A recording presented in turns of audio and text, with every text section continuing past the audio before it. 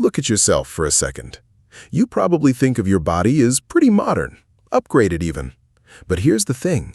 Your ancient ancestors, the ones who lived tens of thousands of years before you, were taller, stronger, and in some ways physically superior to you in ways that nobody really talks about. That's not an insult, it's just one of the strangest reversals in human history. For most of the 20th century, scientists assumed the same thing you probably assumed, that humans have been getting bigger and better over time. Progress, evolution moving forward. But the data doesn't say that. The data says something far weirder. Your skeleton tells the story.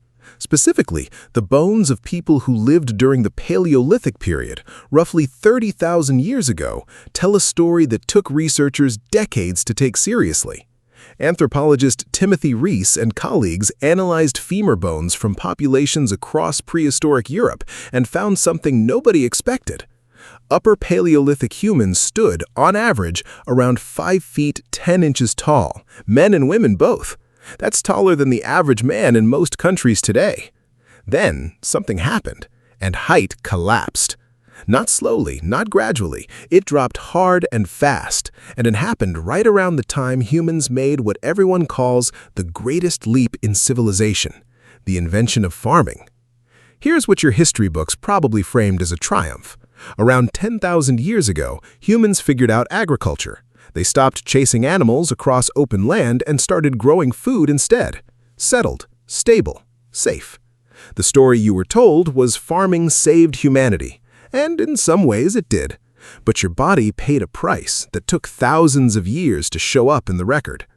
When researcher Marta Mirazan-Lar at Cambridge studied skeletal remains from early agricultural communities, she found teeth riddled with decay, bones showing signs of chronic malnutrition, and average heights that had dropped by 3 to 5 inches compared to their hunter-gatherer ancestors.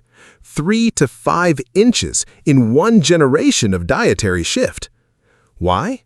Because farming meant eating the same thing: wheat, millet, rice, whatever your patch of ground could produce.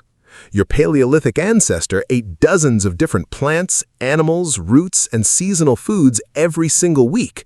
Their diet was wildly varied. Their nutrition was, by accident, almost perfect. When you replaced that with a monoculture grain diet, your body started running low on zinc, calcium, and protein, exactly the nutrients your skeleton needs to grow tall and stay strong. And it wasn't just height. Bone density dropped. Arm bones got thinner. Skull capacity, according to some researchers, including David Freyer of the University of Kansas, even decreased slightly. Your hunter-gatherer ancestor had a larger brain case than you do. Let that land for a second. So what changed it back? Because you're clearly not as short as a medieval peasant. Heights have been climbing again, but only recently. The recovery didn't really begin until the 1800s, accelerating through the 20th century as food variety, sanitation, and nutrition science came back online. Essentially, your height today is a partial return to something that existed long before you were born. There's a name researchers give this pattern. Biological anthropologist Clark Spencer Larson at Ohio State calls it the agricultural paradox. Civilization advanced, the body regressed.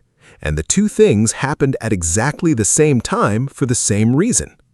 Here's what makes this even stranger. The tallest populations alive today aren't in the most technologically advanced countries. They're in places like the Netherlands and the Dinaric Alps region of the Balkans, populations with historically high dairy consumption, high protein intake, and wide genetic diversity. In other words, populations eating something closer to what your Paleolithic ancestors were eating all along: variety, density, real food. Your body isn't outdated. It isn't a rough draft of something better. It was built for a world of radical nutritional variety, of movement, of unpredictability. And when you gave it predictability, rows of wheat, seasons of the same crop, it shrank to fit. The Neolithic farmers who invented civilization were shorter than the nomads they replaced. They had worse teeth, weaker bones, and shorter lives. They traded physical health for social stability. They made that trade so you could exist.